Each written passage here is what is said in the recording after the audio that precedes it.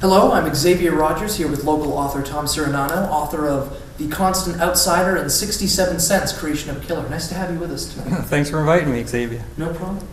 I'd like to open up with, what inspired you to write these books? As the years went by, I just kind of figured that people might want to hear about what it was like to live in that area when I think history was really being made. I mean, it was the era of forced busing, where I lived right across the street from South Boston High School and observed all the near riots and protests of that. And it was the era of Whitey Bulger's, reign of terror, you might say, where he controlled all the gambling and all the drug trade and things like that. And things got really crazy. People might want to know what it was like to live and work in that atmosphere and in that environment, and still be able to survive in some cases, which was not easy sometimes. So that's why I wrote it. I wanted to share a story. Not that I'm special in any way, it's just that the time and place that I was in was very special. Yes. So. Now, how did you come into owning the repair shop? That was family owned? Yeah, my dad started that shop in 1947, believe it or not. And he always wanted me to take it over. We had our disagreements, so after high school I left town and just says, if you want to treat me like a human being and pay me like everybody else, I'll come back and work the shop. But he wouldn't do that, so I left.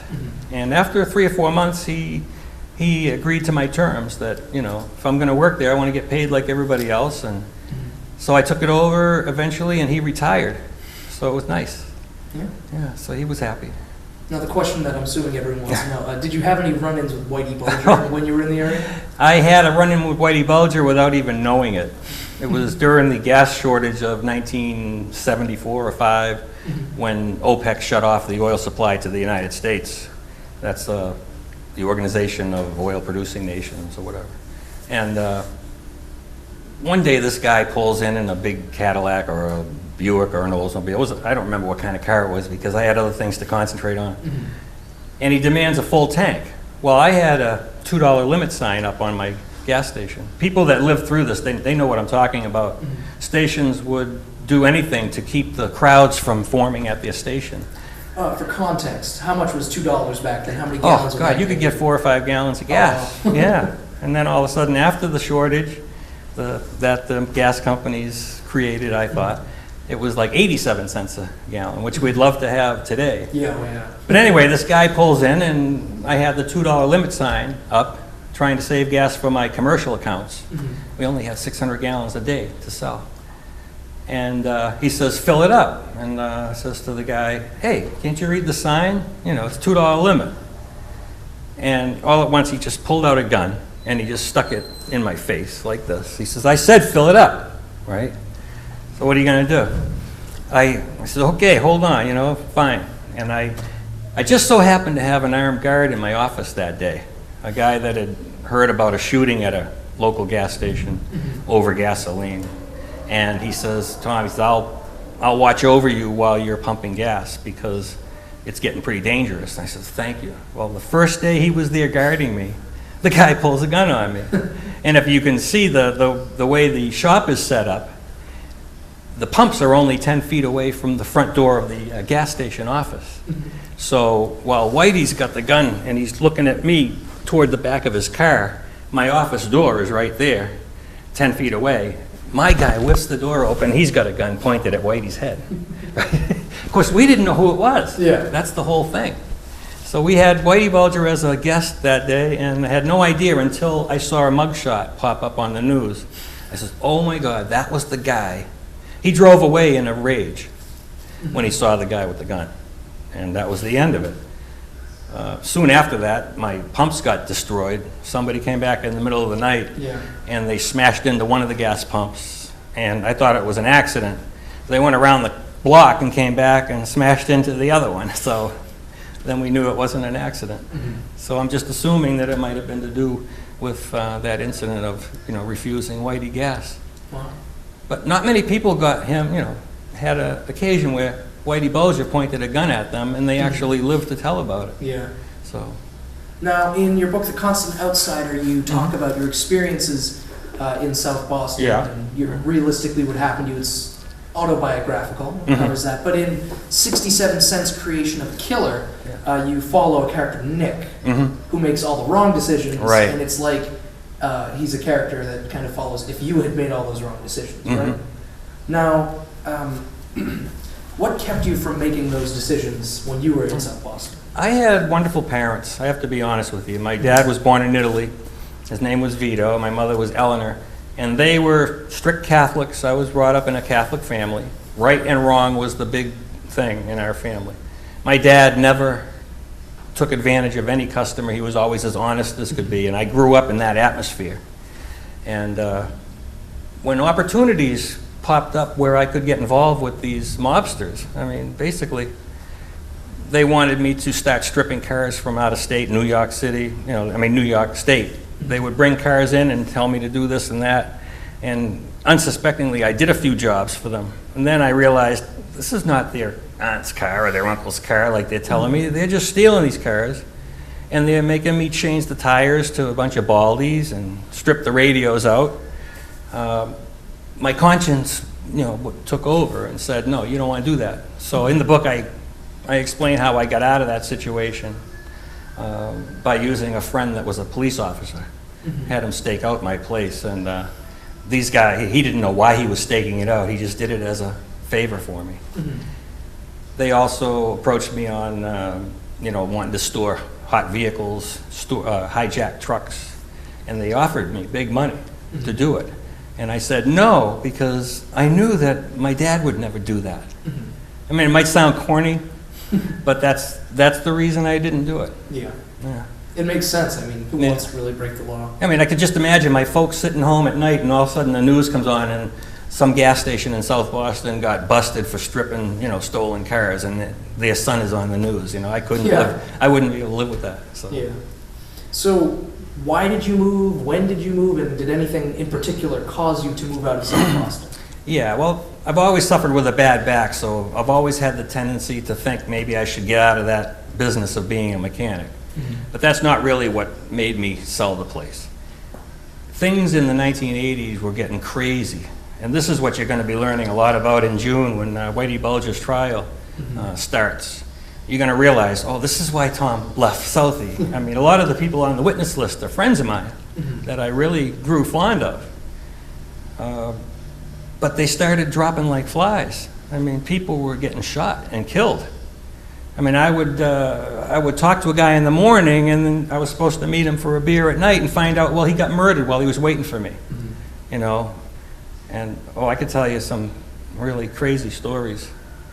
I found out at my last book signing in Braintree a couple of weeks ago, I had a guy walk up to me. It was quite scary. And he had that Italian way about him, and the Irish mob and the Italian mob were both active in South Boston. It wasn't just Whitey's gang. They were in kind of competition. And I was the mechanic for both sides. So it was interesting. But this guy comes to my book signing, and he leans over as he's buying my books. He says, my friend shot your friend Chad 11 times. My cousin shot your friend Chad. It's like, wow. In other words, he read the story, and he recognized the character because I changed the names, but I didn't change any of the facts. The way things happen. Wow. This is pretty cool. Chilling stuff. Yeah, and so I'm still making connections because I wrote the book where people are coming out of the woodwork to talk to me about those years. He says, and this guy actually stood up in the middle of my book presentation and said, can I say something? And I says, go right ahead. He says, what he's saying is actually true, only he's being too kind. It was even worse than that.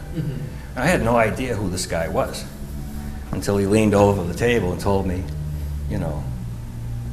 my cousin was the one that shot your friend. Wow. Yeah. Now, what's the most interesting thing that happened to you when you were running the repair shop? That is the toughest question, because you could fill a book with it. Yeah. And this is exactly what I did. I mean, there are so many things. I would say the most odd thing, I mean, how many people go to work and just see guns, people flashing guns just about every day that they're at work? How many people go to work and have somebody offer to kill somebody for you? I mean, that's pretty extraordinary. Yeah. How many people have fired a gun to get people out of your office? I mean, I had to do that one day. Yeah. I had to take a gun out of the safe and just like fire it into a pile of tires because I couldn't get these guys to leave. Mm-hmm. I wrote about that story in there too. It was kind of an innocent circumstances, but that was the only way I could get their attention. Yeah. You know, they were just totally ignoring me. I had a guy drive up to the pumps one day who was a very good friend of mine. I was dating his sister at the time. Mm-hmm. And while I'm pumping his gas, he says, "Hey, Tom, come here." I look in the car and he's holding a gun. He says, "Look what I just bought." And it was out of character for this guy because he was a really nice guy. I mean, somebody like you that you would think he's not going to be out shooting people or whatever. Yeah. And I says, "Yeah, why do you have that? What are you going to do with that?" He says, "I got something I got to do." And he paid for his gas. He drove away. The next morning, another guy that knew I was dating this guy Rick's sister come in. He says, "Hey, did you hear what Rick did last night?" I said, "No, what?" He went into the combat zone and he shot 5 guys, killed them, or killed some of them anyway, and didn't even try to hide the fact. He just waited for the police to come and arrest him. Yeah, he was upset because these guys in the zone were feeding his girlfriend drugs, and so he went in there to stop it. Mm-hmm. It's crazy.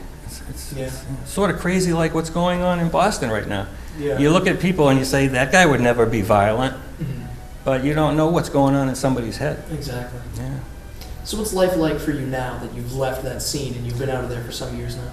It's different because all these things, they seem as if they happened yesterday, but of course I know that they're long gone and hopefully never happen again. Yeah. But my life is pretty calm right now. I just try to get by as like everybody else, and hope somebody enjoys these stories. But like you were mentioning, the 2 different books. The reason I wrote the second book, you were probably interested in the reason that I did, because I think you were going to ask me, but I'll jump the gun. I often wondered what my life would have been like if I had said yes to all the opportunities that had been offered to me during those years. What if I did get into that stripping of cars? What if I did start storing hijacked trucks? And the mob actually offered to kill somebody for me because they heard I was having trouble with somebody. The guy says to me, he says, "Give me 67 cents. This is a known mobster. I've known him since I was 8 years old. And because that was the type of people that were our clientele. Yeah. And I says, "What do you want 67 cents for?" He says, "I heard you're having trouble with so-and-so. Give me 67 cents. You buy the bullet, and he's history." The mob was going to kill this guy for me for the price of the bullet. That's how much they liked me. But their ulterior motive is I could no longer say no to their requests if I had said yes. Under their control. Right. I mean, because they've got. Yeah, I mean, even if it's only 67 cents, it's still a contract killing. Yeah. And you're a murderer.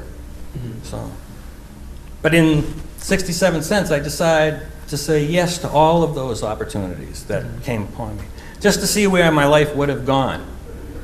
So that's the story. You'll see it's a shorter book.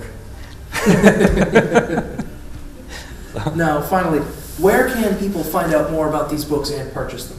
Well, they can at Amazon, Barnes & Noble, any place that sells online books.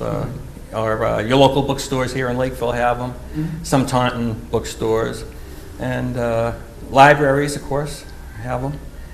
And you can also order it at my website, theconstantoutsider.com, if you want me to sign a copy and put a personal note into somebody.